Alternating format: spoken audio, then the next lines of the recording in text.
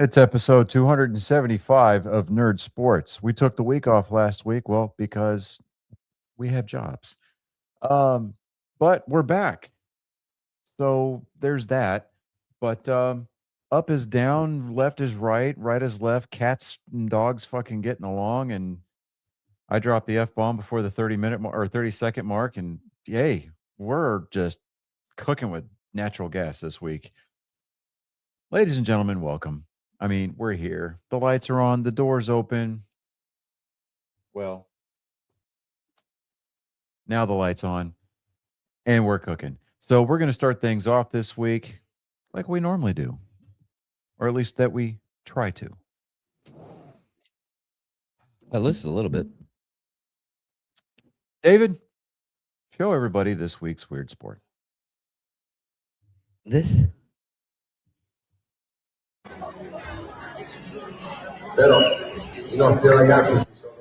this is a Italian championship pasta rolling.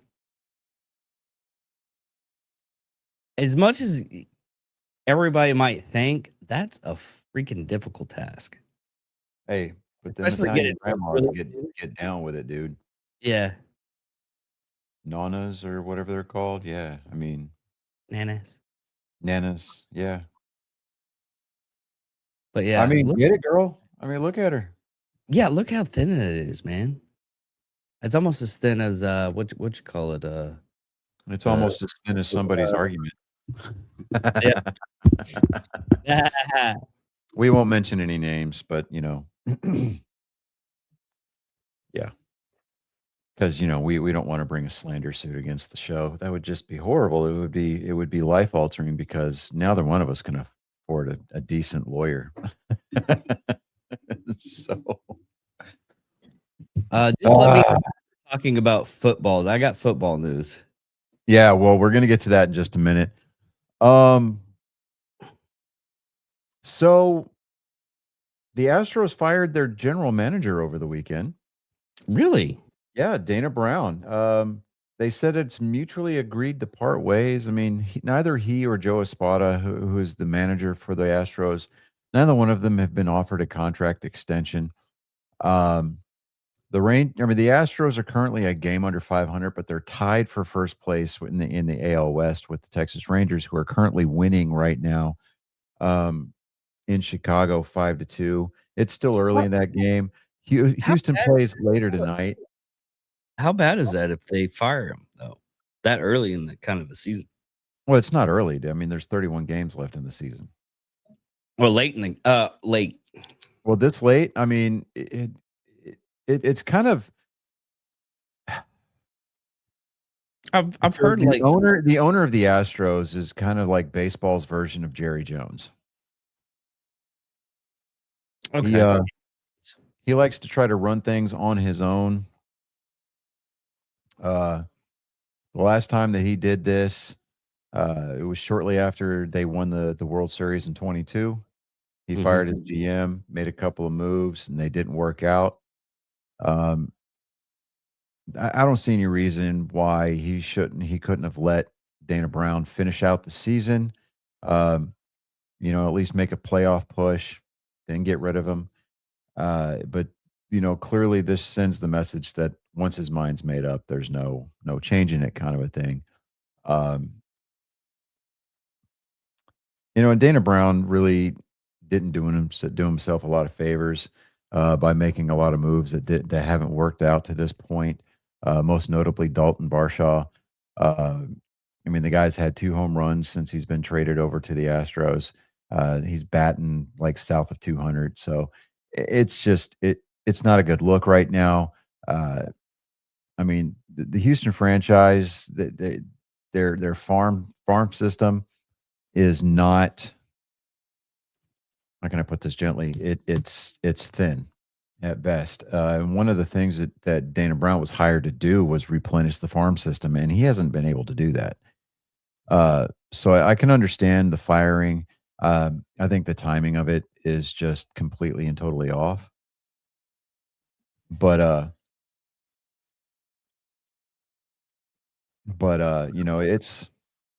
It's one of the things that baseball does, and so yeah. The Padres have new owners, and they wanted to make one thing clear. They wanted to make sure that the fan base and the team themselves, knew that they were all in. So look for them to start writing checks to try to bring people in. Try to put the right personnel on the field, put right personnel in the offices. That's gonna be a big check. Yeah, How does dude, it's gonna be. I mean, they've already got one of the bigger payrolls in baseball, so there's that. Joe Espada, speaking of Joe Espada, the manager for the Astros, he has taken some personal time. He's back with family uh, after a family emergency. That's all that they have said that this was. Um, and he'll be back to manage the opener against the Yankees later in the week. But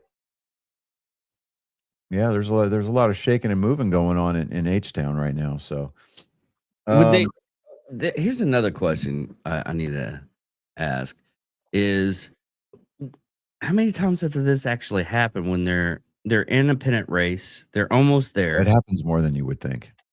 Really? Yeah, it happens a lot actually. Now, usually the firings occur before the trade deadline, not after the trade deadline. This late in the season, usually they let the general managers finish out the year, and then they just don't return. Um, as opposed to getting fired, they just, hey, we're not gonna, we're not having you come back. Feel free to go talk to other teams, that kind of a thing. Dana Brown, he's going to land on his feet.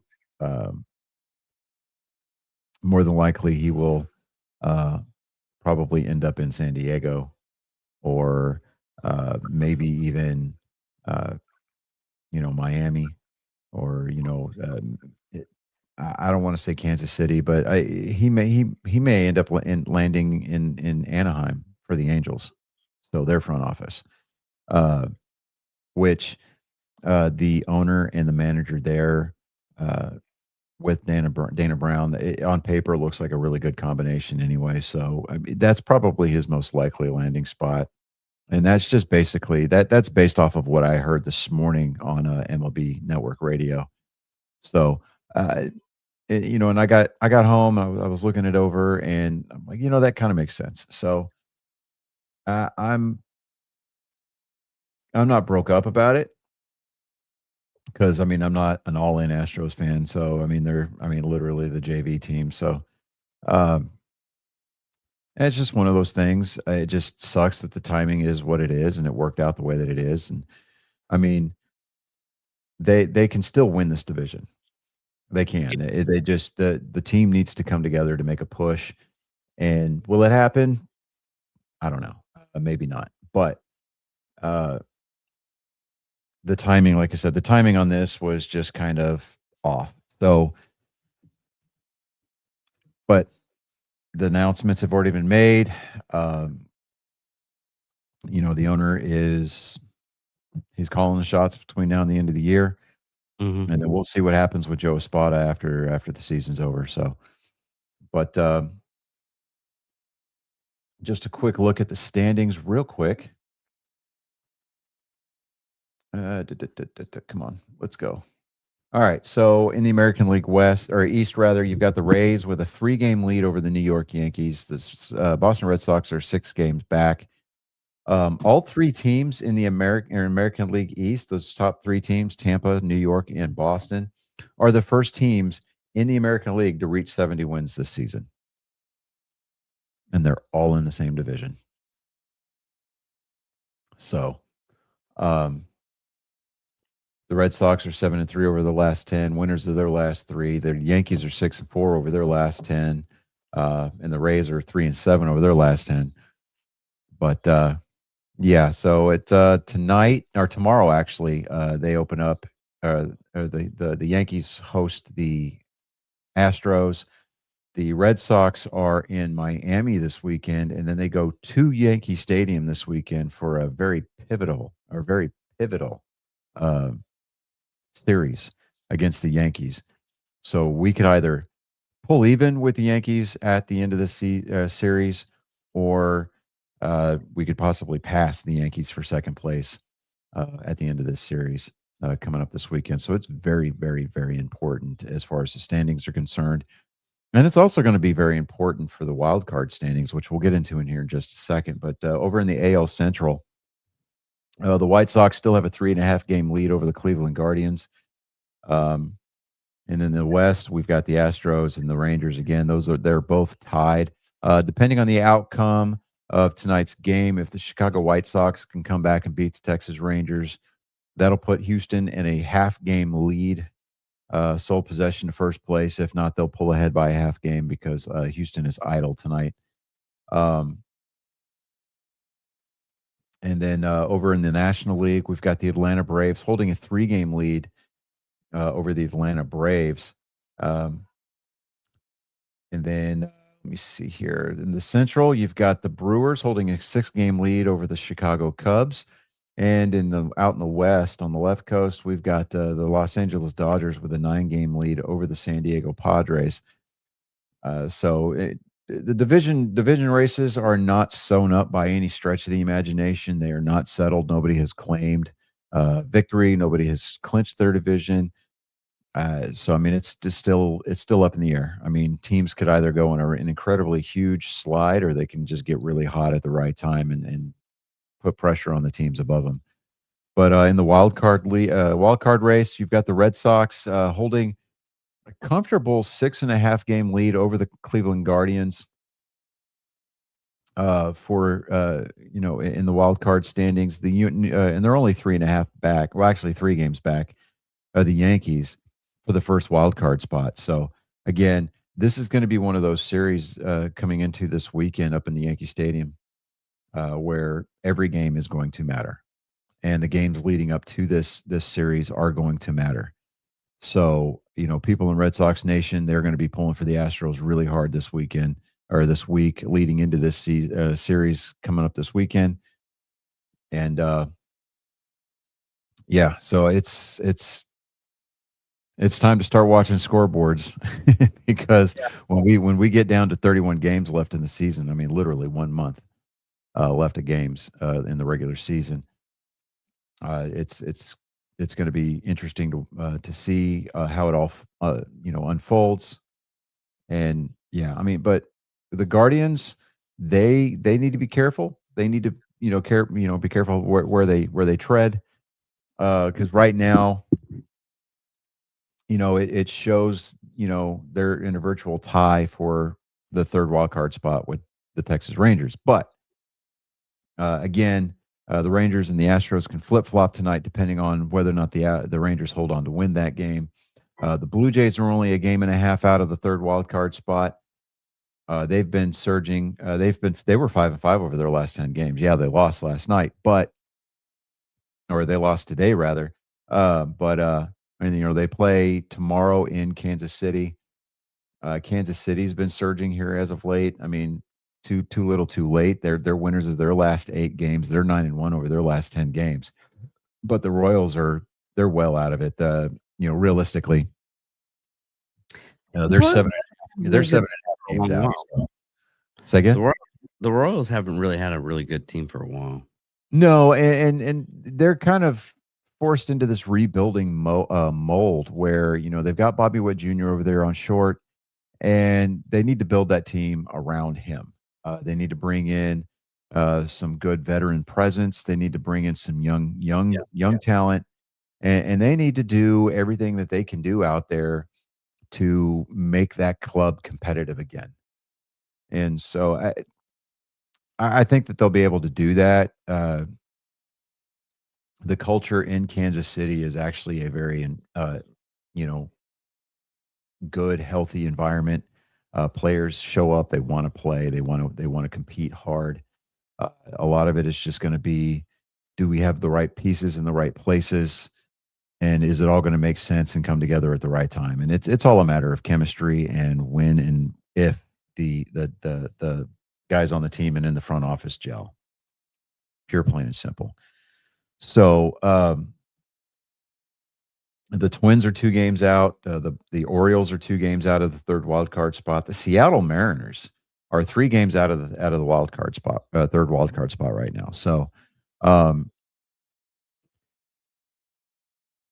with the Seattle Mariners, they're 6-4 over their last 10. So they're definitely in a better position than even, Houston or Texas, because I mean they've got the hotter streak going right now. Um, they're putting together at bats mid game, making adjustments. So the pitching staff is a little suspect, but I mean they're making consistent quality starts when they need them. I do I want to see the Mariners in the playoffs? I do, just for the sake of the fact that they're a competitive team, and it would make the playoffs that much more challenging. Um, and I say that holistically as a fan of the game. Now, in the National League wild cards race, we've got the Cubs holding that first spot. The Phillies are 2 games back from that, and the Phillies are holding a 2-game lead over the San Diego Padres, who hold that third spot by 2 games over the Arizona Diamondbacks. Now, the Padres, when they win, they win. When they're losing, it's a lot of times their own fault. I mean, they're casualties of they're victims of their own mentality. So they're was it 7-3 over the last 10 winners of the last 3. They're playing in Pittsburgh tonight. So it really realistically, when you hear things like this team controls their own destiny, the Padres do. They control their own destiny at this point. They don't need help from anybody. They just have to hang on, and they have to win consistently, and they have to watch when they lose who loses below them. Who's gonna gain ground on us if we put up a stinker, right? So yeah, the playoff picture in the major leagues is by no stretch of the imagination settled, and I'm happy that it's not settled yet. So we're just going to keep an eye on it and go from there. But week 3 of the preseason starts in 2 days, 21 hours and 50 minutes. So that's current of the most updated countdown timer. But anyway, so you said you had some football news, so go ahead and shoot it.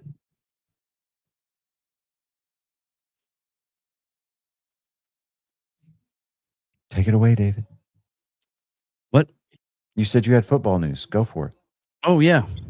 49ers owner was arrested in Ohio, human trafficking sting. San Francisco 49ers principal owner and CEO Jared York was arrested Sunday in East Palestine, Ohio, during an operation involving the Harlan Valley Human Trafficking Task Force.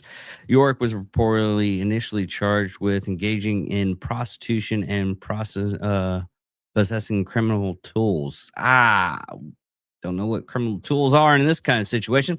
The prostitution charge was later reduced to disorderly conduct, and York reporter pleaded no contest to the remaining charges and found guilty, receiving a short jail sentence, and was ordered to pay roughly $1,150 in fines and fees.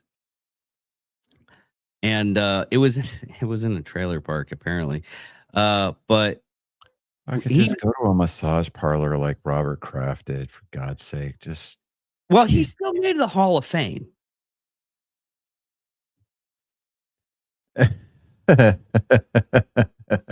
Well, he's right there, Mike Vrabel from the, Tennessee Titans. So we've got Urban Meyer. We've got we've got Bill Belichick right there. We got Robert Kraft right there. Mm-hmm. Oh, shoot. Yeah, boy, he's in good company. Look at that. Yes, sir. So, yeah, that was the football news. And from what this is from Barstool. Barstool's 49ers owner Jerry York is arrested for trying to pay $140 for sex at an Ohio trailer park.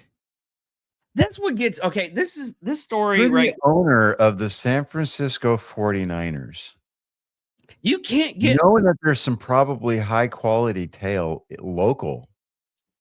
and they won't say anything. And it's legal. Or at I the mean, very least, go to Nevada and visit the Bunny Ranch, for crying out loud. yes.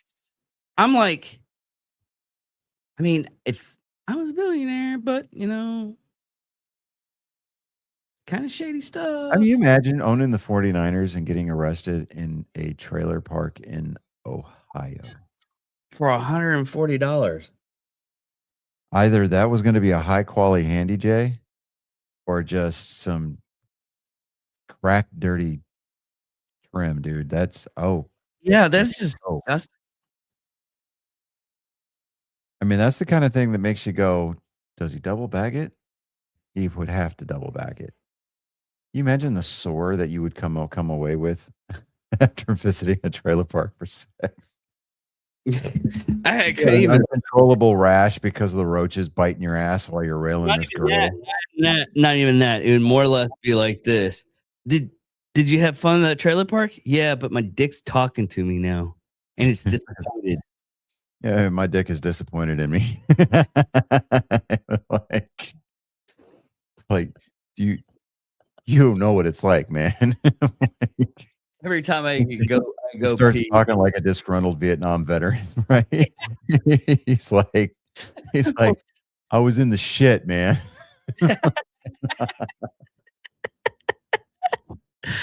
You don't know what it's like to be a tunnel rat.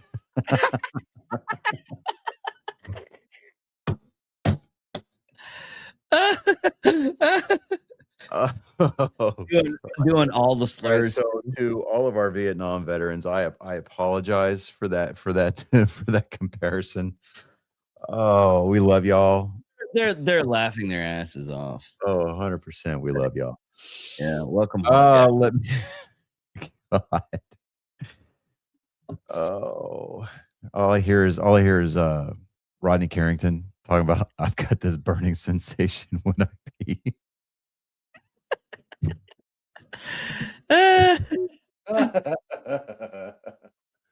Oh, dear penis. All right. So the Patriots agree to trade wide receiver Keyshawn Boat to the Texans for safety Jalen Reed and a 2028 7th round pick. Now, the reason why the Texans were looking for a wide receiver was because Jaden Higgins during practice had a season-ending knee surgery, created an unexpected need for the position, obviously. So Nick Caserio, he went to working the phones, landed on, flipped open that Rolodex, landed on New England, and gave him a call. I mean, it makes sense considering that's who he used to work for. But yeah. So let me see here. He will. Let's see. The trade was processed Monday on the league wire, so that was today. Bout comes from LSU. He was a 6th round pick in 2023 out of LSU. He caught 76 passes for 1,140 yards, 9 touchdowns, and producing highlights on deep strikes from Drake May last year. So he's got a pretty good sample size to look at. And yeah, so I don't know. We'll see. It's another target for CJ Stroud to miss because he's throwing to the wrong uniform. We'll see how it plays out. I don't have a lot of faith. You know what? Let me back up. Let me retract my statement. I have all the hope in the world that this is going to be a great season for the Houston Texans. That's my story. I'm sticking to it right there.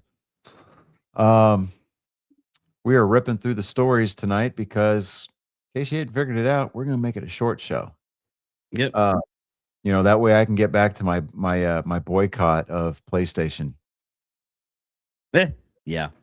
Yeah. Oh, I mean, I haven't even turned my PlayStation on, so I'm not even bothering to unplug it. It's just staying off. Um, We got that other news. The U.S. Army Battalion is offering active duty soldiers. Recruiting Command? Yes. Yeah. Yeah, the Uh, U.S. Army Recruiting Command is offering well, it's not. a It's not. unique well, It's it recruiting okay. command. It's the Oh, it's a 9th. specific battalion? Yeah, it's The retention NCO came up with this bright idea. the Oh. 9th Brigade Engineering Battalion. Of course, it would be some Pogues, right? Of course, it would be. Oh, God. Okay, yeah, so the retention NCO. All right, for those who don't know, retention NCOs for your particular unit, it is their job to bend over backward to keep you in a pair of boots. That's their entire existence, right? I mean, the only thing that they're not getting in this deal, and actually some of them are, they're not able to go to your house and fuck your woman after you sign on the dotted line. That's just, but a lot of them are doing it anyway. Anyway, I digress. So, yeah, this retention NCO for this particular engineering battalion decided, hey, if you re-enlist, I'll guarantee you a 4-day pass to play GTA 6 when it comes out. Only problem with that, if somebody decides that they want a PCS and go somewhere else, that 4-day pass doesn't mean shit. Yeah. Your new chain of command does not have to fucking give it to you. And odds are you're going to be in the fucking field anyway, because if recent performance holds true, we won't see GTA 6 this year. It's already been pushed back again to November. So, yeah, that's when the pass ends. It's actually on my birthday. It's August 1st to November 14th, 2026. So on my birthday, if it doesn't come out, then that's the only offer when it's valid. I mean, I just want to inundate. I want to flood this NCO's inbox with like, "Are you fucking kidding me?" Have emails. already accepted the offer. See, that's how you know that these fuckers don't go to the field, man. And they're probably like support guys anyway, so they don't go to the field. Like they're probably, pack clerks and shit like that, where, going to the field requires them setting up, a laptop in a tent somewhere, in a rear area. Yeah, no. 20 soldiers have already taken them up on that. Hey, you know what? Put that guy in for an RCOM and negotiate it down to a certificate of appreciation. Hey, I mean, because that's the way it works. So here's another sports news. This is just I guess it's a joke, but $500K cash right now or date Angel Reese. Be real. And I'm like, $500K. I'll take the money all day long. Oh, I don't want syphilis. And besides that, when I'm arguing with her, I don't want to have to figure out which eye that she's looking at me with. What do you mean take? I thought you had to pay. No. Oh. No. You said the question was $500K or date Angel Reese. Like I'm taking the $500K all day long. I thought it was a punishment thing. Oh no. You pay $500,000 to date Angel Reese? No, I'm sorry. I could think of a lot more, constructive things to do with $500,000. No, it's a punishment. Either you pay $500K or you have to date Angel Reese. I'll take out a second mortgage on the house. See that? Yeah. I don't even have a benefit. Yeah. I guess I'll figure it out. Yeah, I figured it out too. No. I mean, could you imagine that? You get stopped by the cops who are robbing the bank. It's like, why are you robbing this bank? Guy said I had to date Angel Reese. You know what? Let me help you. Yeah. There's another bank down here. Yeah. Hey, don't put that one in there. It's got the die pack. Yeah. Yeah. Golly. I mean, and if things escalated and you ended up having to date Angel Reese, the head of your dick would be incredibly bruised and sore because she would be trying to guide it in and it would bang off the rim every time. That's a good point. That's a good. And she'd probably break it, grabbing it so many times, getting her own rebounds. I don't know, man. It's crazy.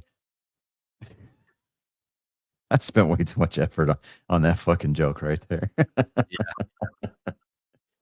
So I heard a joke today, and I told the boys the joke, and they actually thought it was funny.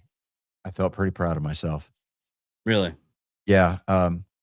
Why did the alternate universe Spider-Man do so well on his driving test? Why? Because he was a good parallel parker. Yes. Yes. At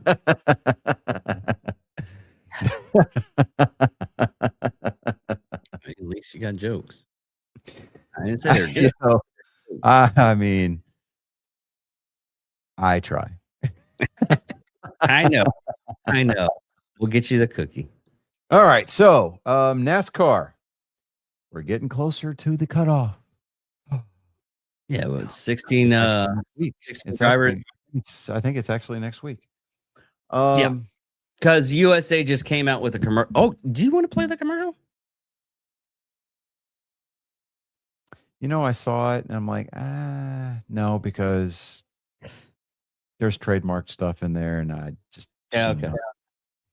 Ryan Blaney brought home the checkered flag at New Hampshire Motor Speedway this weekend. Carson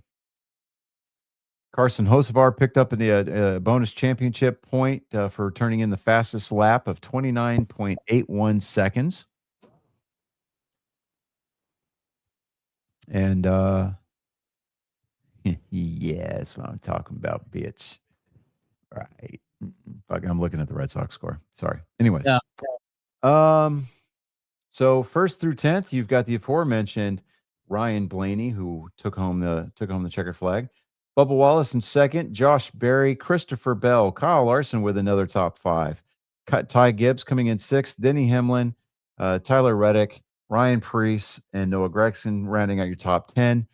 11th through 20th, you've got Brett Keselowski, Austin Cindric, Zane Smith, Joey Logano, Alex Bowman, Michael McDowell, Daniel Suarez, Chris Buescher, Carson Hocevar, and Shane Gisbergen.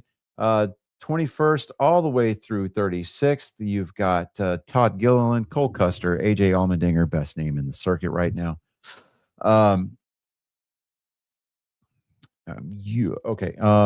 Austin Hill, Chase Elliott, 25th.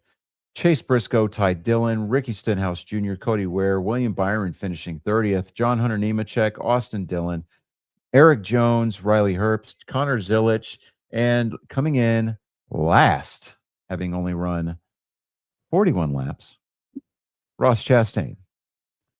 He is effectively eliminated from the play or from Chase contention because he is now 81 points below the cut line.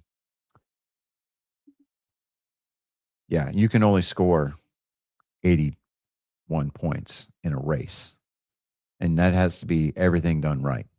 So Beth, he would tie somebody, but he would have to win the race. So he's not making the playoffs. Let me see here. Next race is Saturday, August 29th at 6:30 Central Time. The Coke Zero 400 from the world center, the world capital of motorsports, the world's or the world, the center of the world, or what do they call it? Like my brain is like cramping on me tonight. It happens. Basically, it's where everything goes fast. Okay, so Daytona International Speedway, Daytona Beach, Florida. It's 160 laps for 400 miles. This race will be on NBC, MRN, which is the Motor Racing Network, the voice of NASCAR. Your Sirius XM Channel 90 on your Sirius XM device in your car or on your mobile device, and your driver feeds again will be on HBO Max. This is, this race used to be the 4th of July race, And the fact that they made this the cutoff race, I think, is just pure comedy gold because it's a wild card race. I mean, it's a restrictor plate race. Well, not restrictor plate race because they don't restrictor plate them anymore, but it's a super speedway race. So it's not a question of if the big one will happen. It's a question of when the big one will happen. How many cars is it going to take up? And how many of the front runners are going to be involved? Right. So it's it's going to be fun to watch. I'm definitely going to check it out this weekend because, it's not like I'm doing anything. We got one more sports related news. It's Cowboy stuff. Yeah, we'll get to that in a minute. Okay. Your point standings right now, Denny Hamlin has clinched the number 1 seed going into the chase. Ryan Blaney currently is second in the points. Third is Ty Gibbs. Tyler Reddick is in fourth. Christopher Bell jumps up 2 spots to fifth. Chase Briscoe loses a spot down to sixth. Kyle Larson jumps up 1 to seventh. Chase Elliott drops 2 positions. He's in eighth place in the points. Joey Logano, 9th. Chris Buescher, Carson Hocevar in 11th. William Byron in 12th. Daniel Suarez in 13th. Bubba Wallace 13th, and then Bubba Wallace is 14th in the points. Austin Cindric in 15th, and on the cutoff line is Shane Van Gisbergen in 16th, and he currently holds, I believe that is a 31-point advantage over Ryan Preece, who drives the number 64 Dark Horse Mustang for RFK Racing. Brad Keselowski is in 18th, Ross Chastain 19th. Realistically, we are looking at Brad Keselowski or Ryan Preece trying to figure out a way to finish in front of Shane Van Gisbergen by enough positions or win the race to race their way into the chase. The field is probably set as is, unless something just incredibly tragic happens. I see the top 16 being who they are going into the chase. So, I don't know. There is that. Now, you said you had some Cowboy news? Yeah. This weekend, the Cowboys did win, but there was actually something else special about that. Oh, wrong thing. There we go. They had the first Navajo to ever play any kind of NFL team, and he plays for the Cowboys. Play in the same field where that was an incredible win. I am very fortunate to be amongst you and to play in the same field where the same star holding on our chest, and I'm proud of us, proud of how far we've come. Man, this game, fate brought us here as strangers, but this game, this star, this team will make us brothers. That's actually a really good speech. And if you don't know about the Navajo tribe, they're actually embedded in our history too, in the point of World War II. They were the Wind Talkers. Mm-hmm. And they basically, their language has never been outside of the United States other than that point, and helped us win the World War II.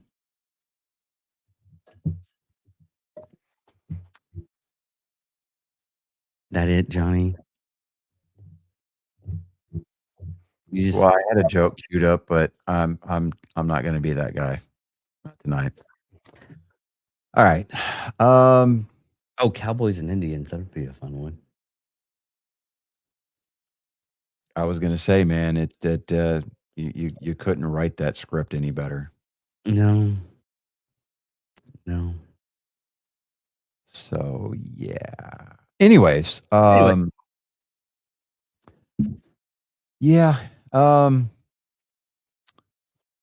Sony is PlayStation Blackout started today. Actually started yesterday. worldwide. I mean, there have been several countries that have jumped on the bandwagon along with the United States, to Really? include Japan.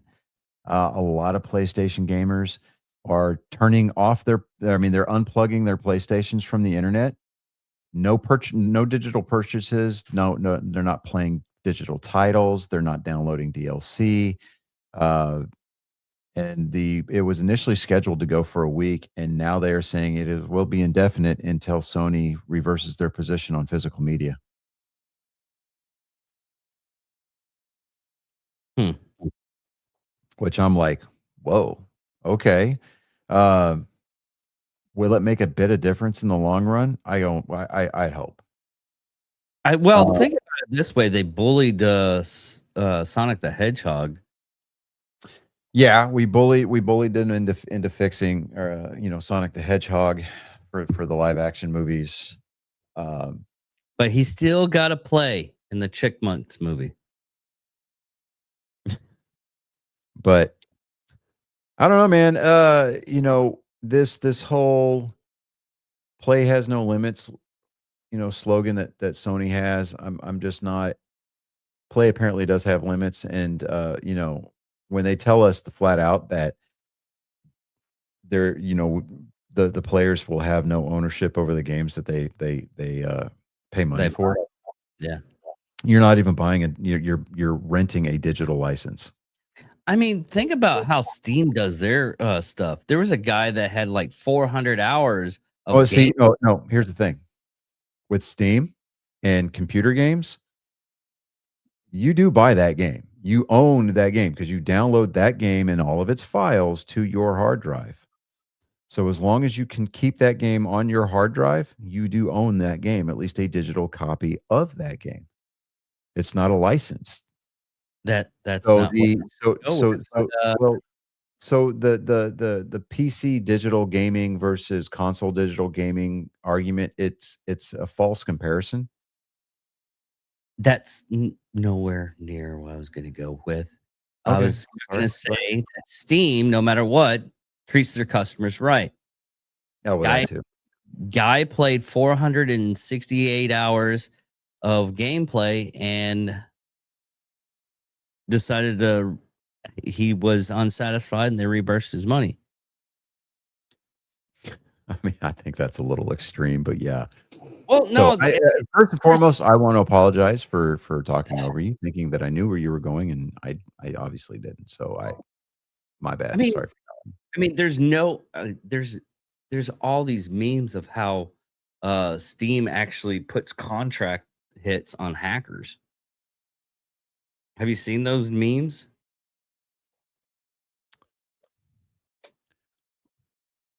Due to the sensitive nature of your question, I'm not allowed to divulge certain facts or information about those contracts should they actually exist.